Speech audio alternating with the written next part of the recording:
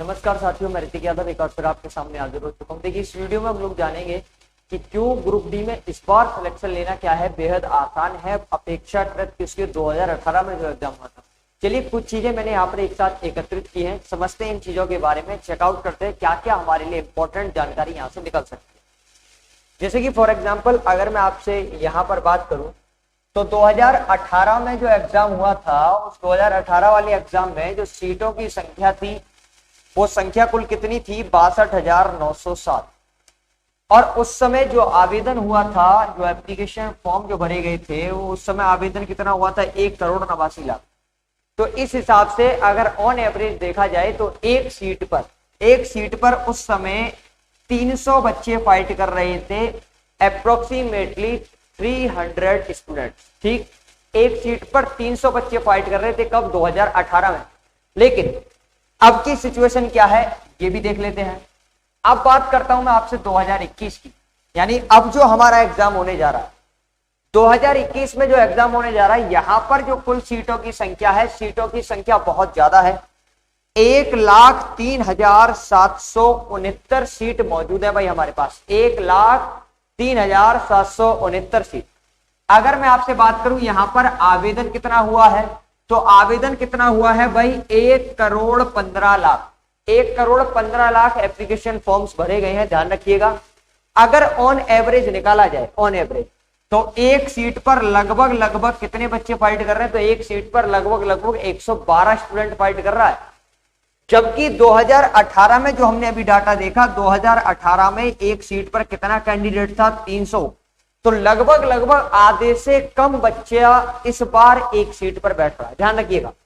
अगर मैं बात करूं ये जो 112, इसमें भी ध्यान रखना, जीडी में बच्चे चले गए हैं, यूपी पुलिस की 2 बार भर्ती हो चुकी है, उसमें बच्चे निकल गए, आरपीएफ में बच्चे निकल गए।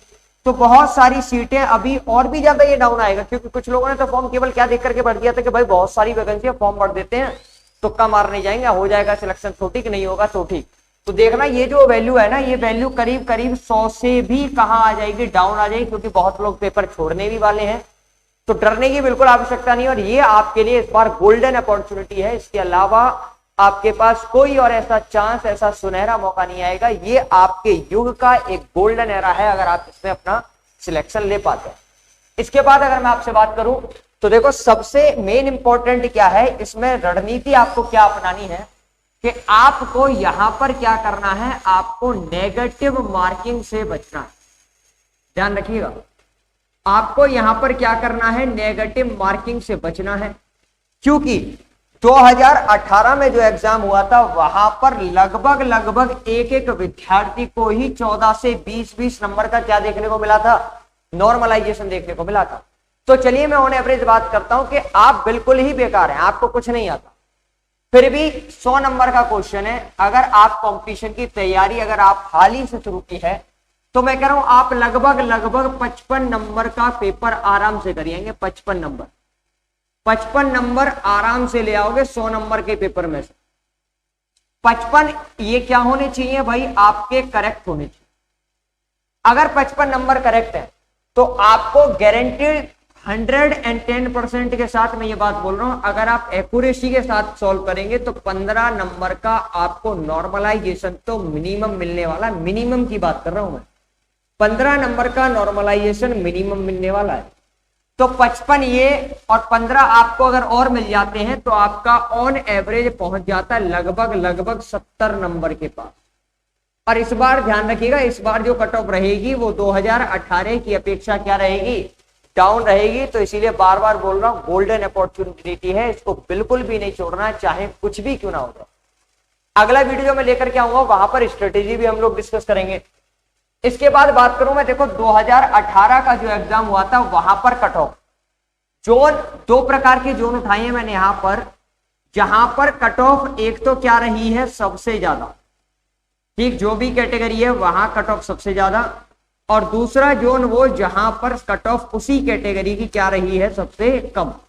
जैसे कि यहां पर मैं आपसे बात करूं तो ये आपको दिख रहा होगा जर्नल, और जर्नल का कोई जोन था जहां पर मैक्सिमम गई थी 80 और मिनिमम कितनी गई थी? 62।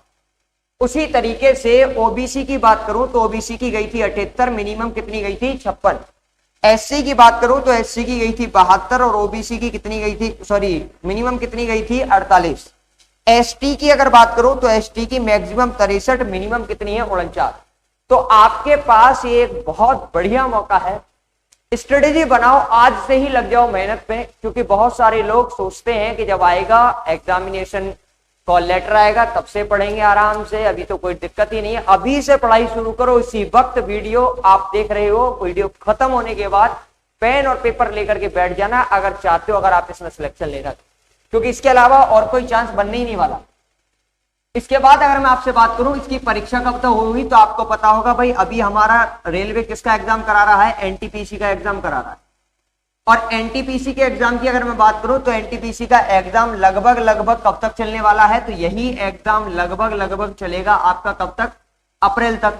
तो अप्रैल तक तो आपका एग्जाम होने नहीं वाला। एग्जाम जो भी होगा वो कब होगा, अप्रैल के बाद ही होगा, ठीक। और अगली वीडियो जो होगी वहां पर हम चेकआउट करेंगे किसके बारे में, कट ऑफ्स के बारे में, क्योंकि ये केवल और केवल तब बताया जा सकता है कि पेपर का लेवल कैसा आ रहा है और कैंडिडेट्स कितने एग्जाम देने पहुंच रहे हैं, ठीक भाई। ये करेंगे हम अगली वीडियो में डिस्कस। इसके अलावा एक और वीडियो में लेकर के आऊंगा जहां पर हम लोग देखेंगे कि आपको कौन कौन से वो मेन टॉपिक्स हैं जो आपको पढ़ने हैं, चाहे आपका मैथमेटिक्स हो, चाहे आपका वो रीजनिंग हो, ठीक, चाहे आपका जीके हो, चाहे आपका वह साइंस हो। बात आ रही है समझ। तो ये मेन चीजें हम लोग इन टॉपिक्स के बारे में डिस्कस करेंगे अगली वीडियो में। जिसने चैनल को सब्सक्राइब नहीं किया फटाफट से चैनल को सब्सक्राइब कर लेना, ऐसे ही धमाकेदार वीडियोस आपको मिलने वाले हैं। तब तक के लिए जय हिंद, जय भारत, हंसते रहिए, मुस्कुराते रहिए, bye bye, take care of yourself.